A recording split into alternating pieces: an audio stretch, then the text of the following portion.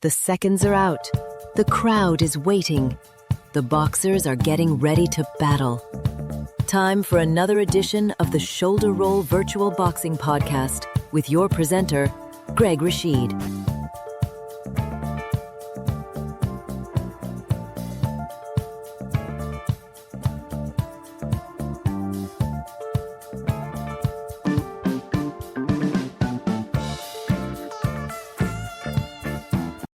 And this is not Greg, this is Jessica, your martial arts champion, back from a trip to Brazil, learning a new form of Brazilian judo. Greg is traveling too, in northern Thailand today, so he asked me to sit in. I know he is there checking the broadcast of the Alvarez versus Crawford fight. He will give you his report next week. In the meantime, we have a great fantasy fight today in the junior middleweight division, as Canelo Alvarez takes on Sugar Ray Leonard. This fight was simulated for your enjoyment today by the computer program Title Bout 2. So without further ado, I give you Knockout Nigel.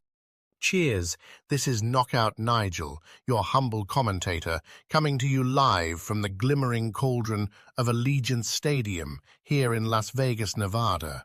The lights are ablaze, the crowd is absolutely electric, and what a spectacle we have tonight. A junior middleweight, 12-round super clash between two titans of the sweet science, Saul Canelo Alvarez and the legendary Sugar Ray Leonard. Let's take a moment, ladies and gents, to appreciate the magnificent theater of this occasion. On one side, Canelo Alvarez, Mexico's modern-day gladiator, a granite-chinned tactician with thunder in his fists and an arsenal of punches honed through years of elite competition. Multiple-weight world champion, a man who's taken on all comers, Golovkin, Mayweather, Kovalev, and still stands proud, his scarlet mane glistening under the lights. He's built like a coiled spring, and he means business tonight. And across from him, resplendent in shimmering white trunks, stands the dazzling Sugar Ray Leonard, one of the sport's true artists. Lightning-fast hands, impeccable footwork, and that smile masking the spirit of a warrior. Olympic gold medalist, world champion across 5 divisions, and a man who made Roberto Duran say, "No mas." He's stepping through time itself tonight, looking to prove that brilliance transcends eras. The bell's about to ring. Buckle in, folks. This is going to be special. And we are underway here in Las Vegas. Canelo Alvarez takes the center like a man on a mission. Straight out and bang, immediately ties Leonard up in a clinch, roughhousing, pressing that solid frame into him. The ref breaks them, and Canelo does it again. He's trying to bully Leonard from the off, make it physical. The crowd whistles. Leonard smirks, shakes it off. They break, and now Canelo loads up. Big whistling combination. Completely misses. Leonard slips out like smoke. But here comes Canelo again. A savage hook cracks flush on Leonard's cheek. Oh, that backed him up, and his knees gave a little wobble. The crowd roars. Leonard grits his teeth and immediately grabs hold, clinching, buying precious seconds. Canelo stalks, circling, eyes locked like a tiger. Leonard feints, looking for the counter. They reset in center ring, both men bouncing on the balls of their feet. You can almost hear the tension crackle. Canelo prowls, stalking, edging closer. Leonard stays light, on his toes, hands low, that trademark swagger. Leonard lets fly with a cross. Whoosh, just misses over Canelo's ducking head. He recalibrates, and now here it comes. Clean cross, bang on the nose, then a spear-like jab, and another. Leonard's hands are flickering like hummingbird wings. Another snapping jab, and Canelo blinks hard. Leonard smells blood, rattles off a fast 4-punch combination, the crowd leaping to their feet, screaming. Canelo tries to clinch again, looking to smother this storm. But Leonard pries loose and lets his hands blur once more, a razor cross and a last-second flurry. Pop, pop, pop. Oh my word, vintage Sugar Ray. The bell rings and the arena erupts like a volcano. What a round! Leonard danced and dazzled late, piling up points. Canelo landed the heavier single shot, but Sugar Ray's volume was electric. And here we go for the second stanza. Canelo marches forward with real intent and ties Ray up instantly, mauling him on the inside. He's trying to sap those legs. They break, and oh! Cross from Canelo detonates on Leonard's eye. That puff is growing already. The crowd lets out a collective gasp. The ref steps in now, warning for a low blow. Canelo raises his gloves apologetically, but the grin is sly. Leonard tries to skip off, but Canelo cuts the ring sharply, and wham! Uppercut. Leonard stiffens, legs... Leonard finally steadies, digs his feet in, and lands a sweet uppercut. Clean shot. He then lunges into clinch, smothering the follow-up. They break. Canelo misses a hook, then resumes cutting the ring with that predator patience. He traps Leonard in the neutral corner, shoulders twitching, eyes locked, the crowd chanting, "Canelo! Canelo!" But Leonard wriggles free, dances out, and with 1 second left, he flurries. Fast three-punch combination, all flash and snap. Bell goes, and what a furious round that was. Round 3. Canelo strides straight out like a man possessed. He dips low, springs up, and whack! A colossal uppercut snaps Leonard's head back. A clean, surgical shot. The crack echoes around Allegiant like a gunshot. Leonard instantly goes on the bike, circling, guard high, eyes flickering with new caution. Leonard steadies, pours a probing jab, and then commits with a cross, misses, and as he does, Canelo flashes a counter uppercut. Oh! Just shy by a whisker. The intent is murderous. The crowd is roaring with every feint now. This is razor-edge stuff. Ray regroups, feet bouncing, and comes back with sharp work. A crisp hook claps against Canelo's jaw. A line of crimson opens just above Canelo's right eye. Leonard seizes the moment, steps in, uppercut splits the guard, then plants his feet and a blasting cross. Canelo's legs dip, his knees buckle visibly, and the crowd explodes into a roar of disbelief. That was the old Sugar magic, but Canelo answers back like a man insulted. He absorbs, resets, and snarls, then slams a hook to the ribs, savage thud that folds Leonard over slightly.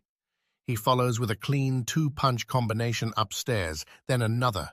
Leonard is backed up, high guard shelling. Canelo is letting the hands go.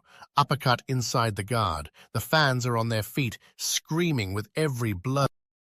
4th round, and Canelo marches out again, straight into the clinch. He's leaning on Ray, grinding him, head on chest, making it ugly. The ref pries them apart, and Canelo does it again. A second clinch, then a third clinch, seconds later. The crowd boos, sensing the tactic, but this is clever, draining Ray's legs, taking away the dance. They break. Canelo dips, misses with an uppercut by a fraction, then reloads and detonates across. Crack on the chin. Leonard stiffens. Canelo follows up, hook on the cheek. Leonard stumbles backward. The Mexican contingent roars like a volcano erupting. Canelo is pounding forward, relentless, stalking. Leonard refuses to fold, and at mid-round, here comes the vintage Sugar. He plants his feet and slings a hook, catches Canelo flush. The crowd gasps. Canelo grunts, tries to return fire with a hook of his own, just skimming. Leonard then zips off on his toes, popping the jab, circling. Canelo cuts him off, stalking, trying to pin him to the ropes. Then Leonard unleashes a blur of fists, 3, 4, 5 shots in a flash. The place is going berserk. Canelo answers with his own hooks, but Leonard slips away. They clash again in center ring. Ray darts in with a cross, crisp. Now he's bouncing, dancing, the Sugar rhythm flowing. The last 30 seconds are chaos. Leonard blistering combination. Canelo walks through it. Leonard fires a sharp cross as Canelo steps forward. And bang! A ripping hook at the bell.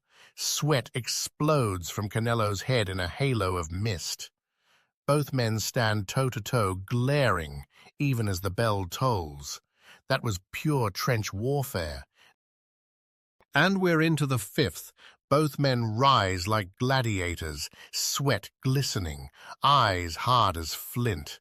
They meet center ring and circle warily, feinting. You can hear the crowd murmuring, tension thick as treacle. Canelo dips his shoulders, probing with that left. Leonard on the toes, light as a feather, tapping the lead hand, trying to bait him. Canelo suddenly lunges, thumping cross to the ribs. Leonard exhales sharply, feet scrambling. Canelo senses it and stays on him, feet planting, another cross upstairs. Crack! Leonard staggers half a step, and there's blood welling again at that swollen eye. The crowd's noise spikes. Leonard fires back defiantly. A darting hook on the chin. Snap!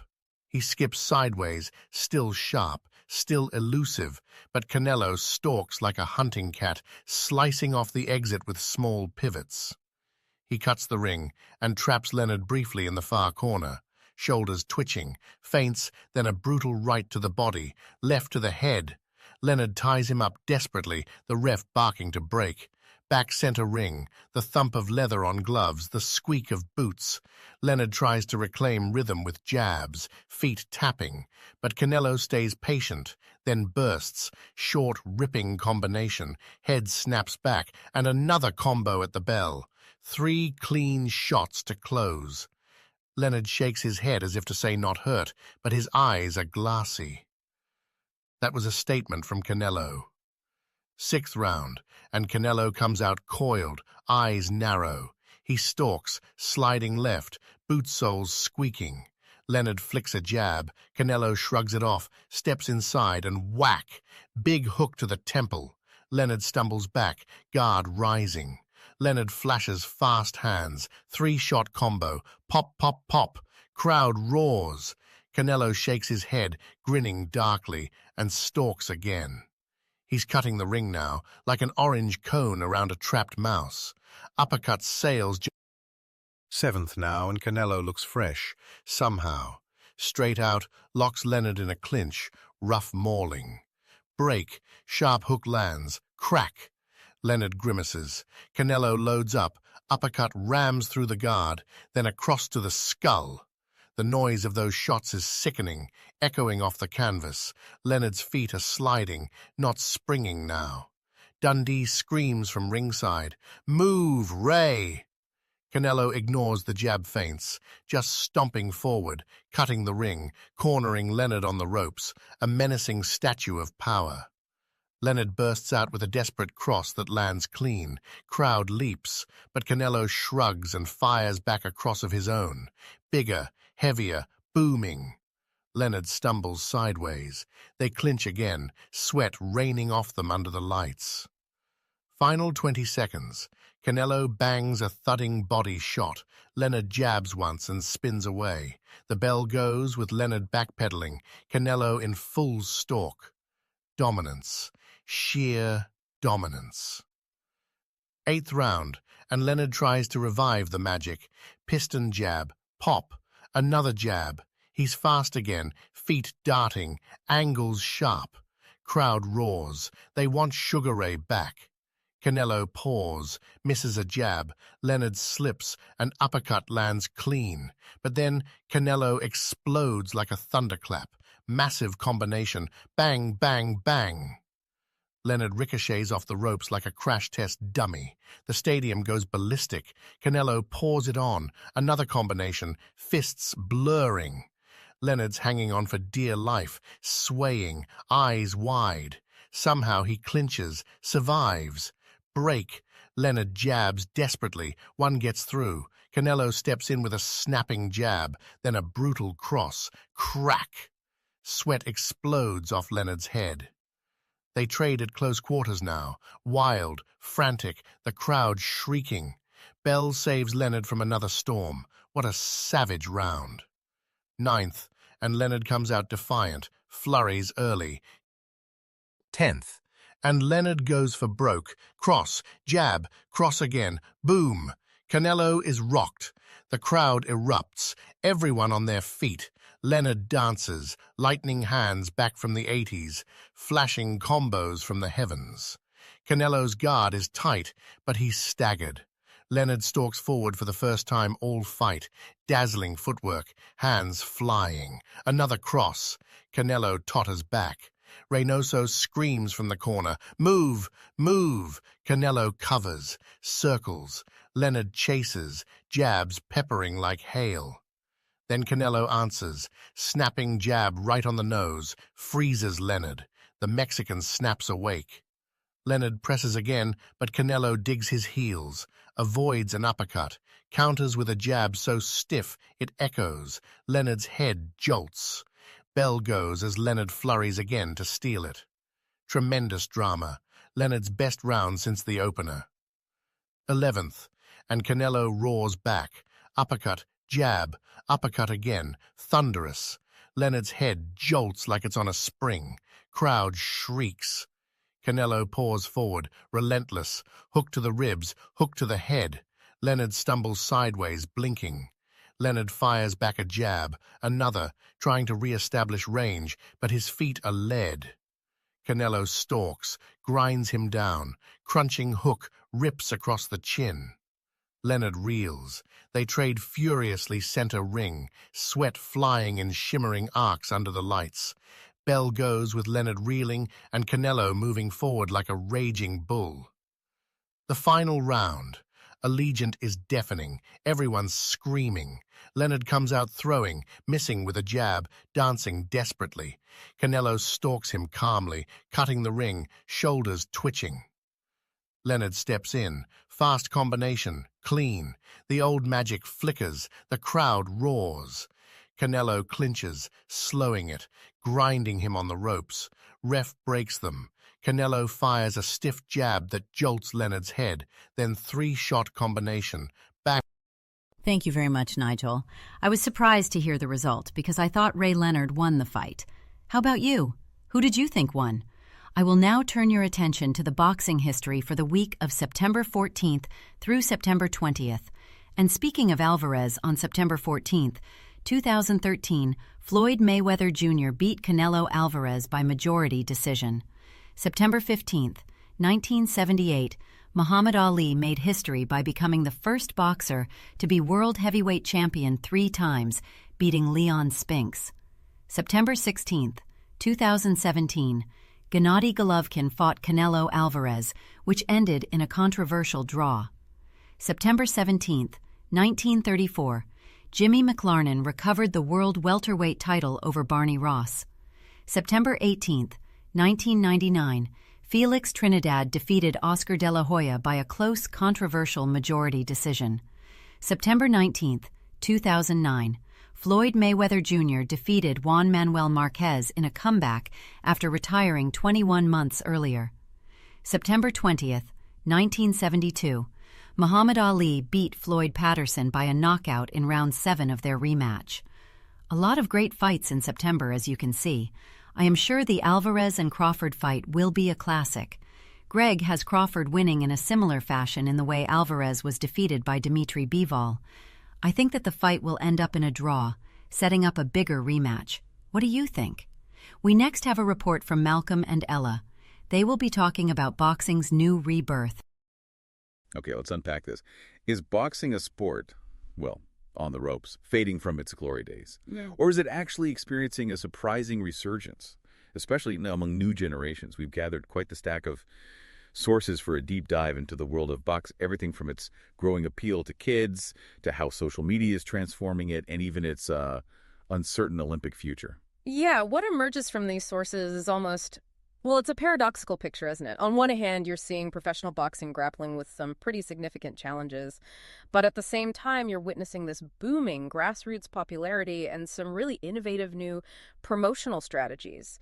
Our mission today, I suppose, is to sift through these contrasting perspectives, give you a comprehensive view of where boxing stands today and maybe where it might be headed. That's a perfect way to put it. And that's exactly what we aim to deliver. Think of it as a ringside seat to the sport's biggest questions, maybe with some unexpected insights along the way. So let's kick off with a genuinely encouraging trend. Boxing gaining significant popularity as a sport for kids. Our sources reveal a remarkable rise. Boxing is moving from what many saw as a niche kind of adult activity to a favored choice for parents. We're talking clubs popping up in suburban areas, with structured classes specifically designed for young athletes, from elementary schoolers right through their teenage years. And to put this in context, parents are increasingly recognizing the value that goes beyond just the physical side. Boxing instills these crucial life skills like discipline, respect, mental toughness. It offers individualized progress, which is great. Kids can advance at their own pace, but it also fosters a strong sense of community. This is a significant shift, really making it an attractive alternative to many traditional team sports. Yeah, beyond just learning how to, throw a punch. Think about the sheer range of physical benefits. You've got improved strength and endurance, enhanced coordination, better motor skills through all that intricate footwork, the punching drills, defensive maneuvers. And then there's the mental side, mastering techniques that undeniably boost confidence, self-esteem, the intense focus and mental sharpness needed in training. That often carries over directly into schoolwork. Plus, look, it's a fantastic way to combat childhood obesity, actively encouraging a healthy, vigorous lifestyle. Right, but naturally a question arises here. What about safety? It's a completely valid concern, isn't it? For any parent thinking about a combat sport, modern youth boxing programs really prioritize safety above all else. Many start by focusing heavily on fitness and technique, maybe for months before sparring is even introduced. And when sparring does occur, kids wear extensive protective gear, headgear, big gloves, mouth guards, all within highly controlled environments and, crucially, under the vigilant supervision of certified coaches. This unwavering commitment to safety is absolutely crucial to its growing appeal among families. You have to have that. Absolutely. And it's not just local gyms driving this. The USA Boxing Foundation plays an immense role in supporting this whole grassroots movement. In 2024 alone, they awarded packages, things like complimentary memberships, equipment to 50 gyms. They provided 19 scholarships for boxers going on to college or vocational school. They even helped send families of Olympians to Paris. Michael Campbell, their senior manager of operations, he describes these gyms really well, calls them safe havens, where coaches provide vital mentorship, kind of bridging gaps for those less fortunate in their communities. And Adam Mancuso, a board trustee for the foundation, he encapsulates it perfectly. He says, "You don't find boxing, boxing finds you." That really speaks to the sport's transformative power at that grassroots level, doesn't it? It supports not only future athletes, maybe with gold medal dreams, but simply those whose lives are genuinely changed by the training, the discipline, the sense of belonging it provides. Okay, so from that encouraging rise in youth boxing, let's pivot now to, a seismic shift happening in the professional ranks. And this one's driven by the very platforms that define a new generation, social media. What our sources reveal here really starts to unpack the sport's future. Boxing, for instance, is now Gen Z's fourth most popular sport in the U.S. That's right behind football, basketball, and soccer. It's a huge jump from being 11th for boomers. Wow, fourth. That's significant. It is. In fact, 1 in 3 Gen Z sports fans identifies as an avid boxing fan. Compare that to just 6% of boomer sports fans. Big difference. Okay, so what's driving that connection? Well, a key observation seems to be that Gen Z is inherently more inclined to follow individual athletes rather than entire leagues. And they consume more sports content, but in shorter chunks across all sorts of different platforms. Boxing's fight narrative, with its regular stream of stories, rivalries, all leading up to a big main event. It's perfectly suited for this sort of shallow consumption style. It engages them through individual athlete stories, behind-the-scenes stuff leading up to the fight night. Exactly. And this phenomenon has birthed what our sources are calling the rise of the boxer brand. Fighters aren't just athletes anymore. They are powerful brands, defined almost as much by their self-promotion and visual identity as by their performance in the ring. Think about someone like Ryan Garcia.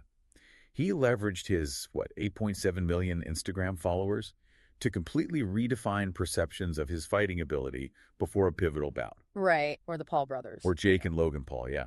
They started as social media influencers, then became massive pay-per-view draws. They brought entirely new audiences to the sport, people who might never have watched traditional boxing before.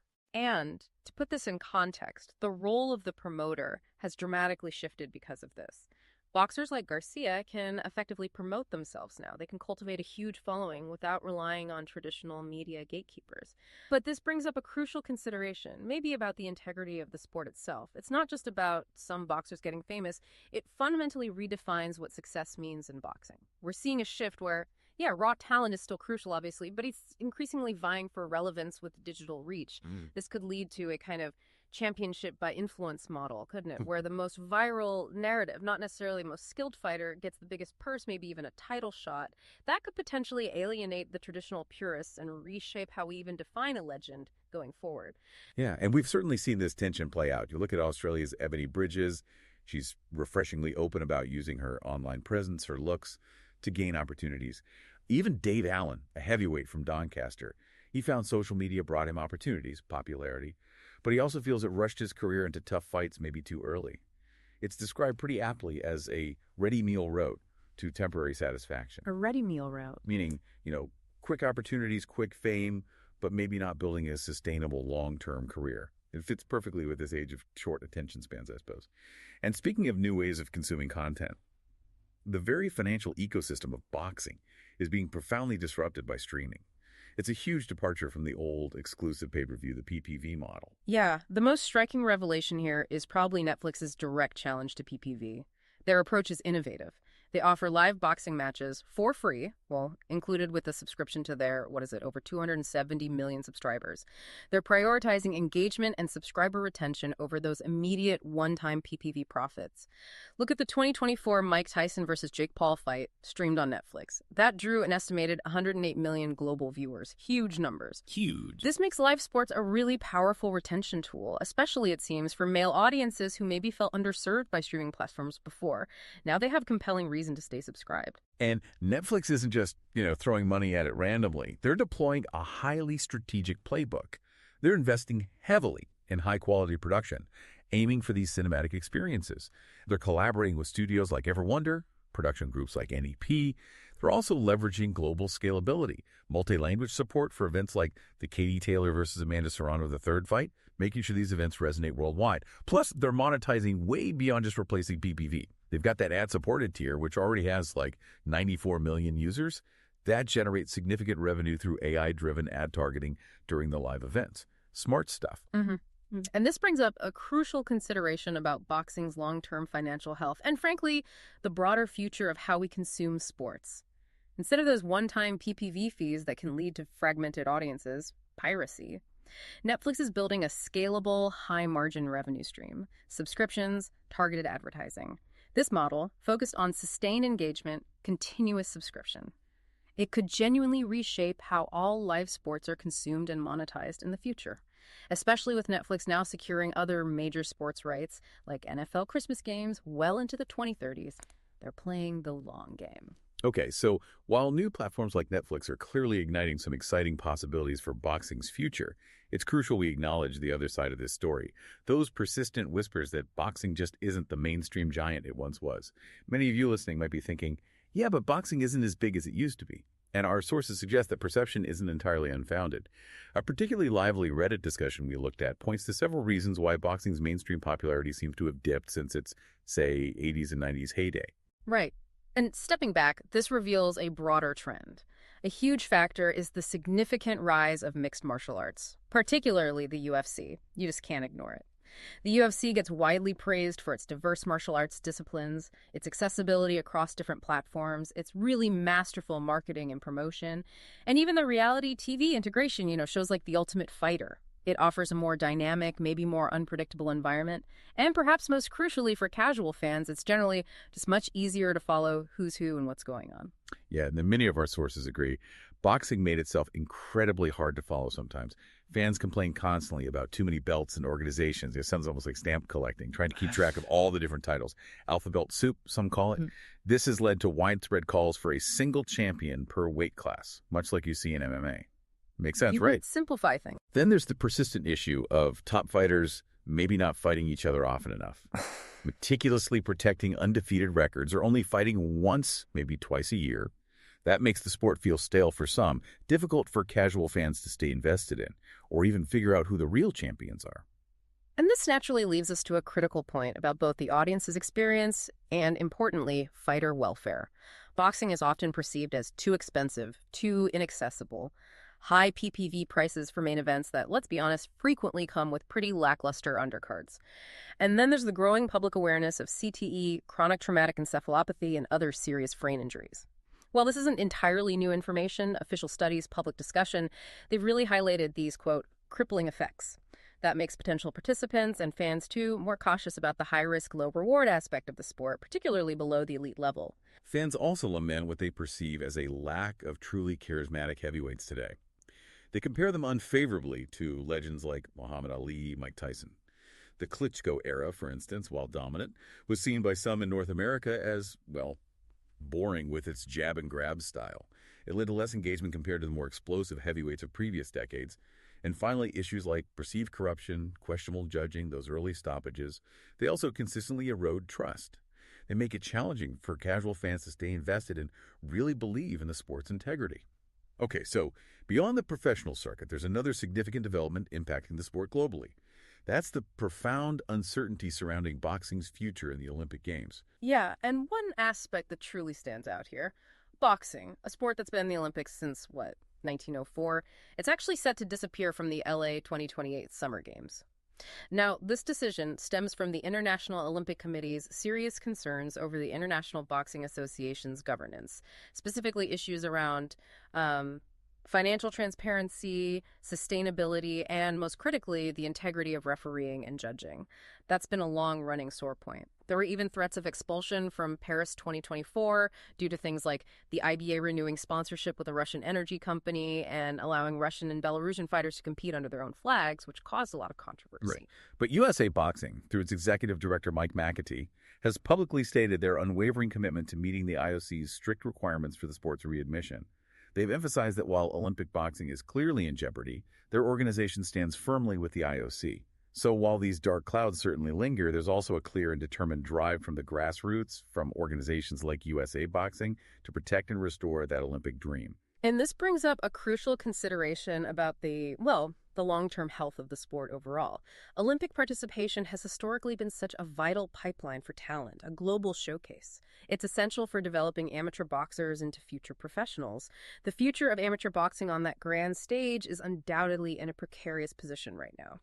But the USA Boxing Foundation's continued support for young athletes and coaches, like we talked about earlier, that does offer a glimmer of hope for its continuity and maybe eventual return. So where does this all leave us with boxing? It's clearly a sport navigating multiple, often conflicting realities, isn't it?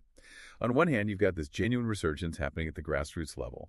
It's drawing in kids, new fans, through that unique blend of physical and mental benefits we discussed. And that's strongly supported by organizations like USA Boxing. But on the other hand, the professional landscape is this complex mix. Social media innovation, new streaming models challenging the old PPV ways, and those internal challenges, too many belts, maybe a perceived lack of top fights that make it harder to follow for many. Yeah, to connect this to the bigger picture, boxing's future really seems to hinge on its ability to truly embrace these new promotional and consumption models. Things like the Boxer brand idea, Netflix's streaming approach. They have to embrace that, while at the same time addressing those internal governance and accessibility issues that have, let's face it, alienated some fans over the years. The economic future is undeniably being shaped by social media and streaming. But the sport has to find a way to honor its sweet science while making it digestible, engaging for today's audience. It really leaves you to wonder, doesn't it? In a world where storytelling and individual athletes are king, will the next great boxing legend emerge primarily from a traditional gym, from a social media feed, or perhaps some entirely new hybrid of both? Or maybe will the constant demand for continuous, accessible content ultimately lead to a more consolidated, perhaps simplified version of the sport? One that can truly compete for global attention against powerful rivals like MMA. A truly fascinating thought to mull over, wouldn't you say? Great report by Malcolm and Ella. Since MMA was mentioned in the report, I am reminded of two events that occurred on September 13th that had an impact on my martial arts career. On September 13th, 2008, Rashad Evans delivered one of the most brutal knockouts in UFC history by finishing Chuck Liddell at UFC 88. Also on this day in 2015, Ronda Rousey defeated Bethe Correia in just 34 seconds to make her fifth title defense. I still have my rosy autographed poster of that defense framed in my gym. I was just handed a news flash. Undisputed women's flyweight champion Gabriela Fundora, sister of Sebastian, will defend her title on September 20th at the Fantasy Springs Resort Casino in Indio, California, against a replacement opponent. Her original opponent was Ayelen Granadino from Argentina, but unfortunately, Granadino was denied her visa to enter the United States. In her place will step Canada's Alexis Daria Kubicki. Kubicki, a 22-year-old from Edmonton, Alberta, with a record of 13-1, most recently outpointed Mexico's then undefeated Alondra Yamile Hernandez Mendoza in May. Her only defeat came in her 7th pro fight, an 8-round decision against Linda Contreras Ibarra in 2023. Kubicki, currently ranked number 8 at women's flyweight by the WBA, has since won 7 straight. Fundora, with a record of 16-1 with 8 knockouts, became a world titleist at age 21, knocking out Aureli Musino in 5 rounds in October 2023. She consolidated all the belts to become undisputed in a 7th-round stoppage of Gabriela Celeste Alanis last November. I have had to fight a last-minute replacement in martial arts competitions. You train for one style, then you face a whole different style at the last minute. It is difficult. I wish Gabriela success in her defense. I am not a musicologist like Greg, so rather than playing music, I thought I'd tell you about a martial art that I am training in. It is ninjutsu, the ancient Japanese art of the ninja. Picture feudal Japan around the 14th century, where ninja from clans like Iga and Koga were the ultimate spies and saboteurs. Hired by warlords for sneaky missions, spying, sabotage, or the occasional assassination, these shadow warriors mastered ninjutsu, blending stealth, combat, and survival skills. From scaling castle walls with grappling hooks to crossing moats with Mizugumo flotation devices, ninja were all about getting in and out without a trace, making them the special ops of their day. Ninjutsu wasn't just about fighting. It was a toolbox of cunning. Ninja trained in disguise, posing as farmers or monks, and used weapons like shuriken throwing stars to distract, fukiya blowguns for silent attacks, and tekokage claws to disarm samurai. They were masters of misdirection, scattering roasted soybeans to spook superstitious enemies, or using gunpowder for flashbangs to fake ghostly apparitions. Often peasants or lower-class samurai, ninja relied on brains over brawn, trained from childhood in tight-knit families to navigate by stars, hide in trees, or throw a knife with deadly precision. Their legacy? Outsmarting the odds in a brutal world. Today, ninjutsu lives on in martial arts schools, focusing on self-defense techniques like taijutsu, though the days of sneaking into castles are long gone. The ninja's spirit of adaptability and grit still inspires, whether you're dodging life's challenges or just sneaking a late-night snack. That's it for me today. This is Jessica, your martial arts champion. Greg will be back next time. I will leave you with this motto my master teacher instilled in me: punch through limits, soar beyond. See you soon. Thanks for tuning in. Please remember to like, comment, share, and subscribe to this podcast. Please become a member at patreon.com under the title Ringside Fantasy Fights and News. See you next time.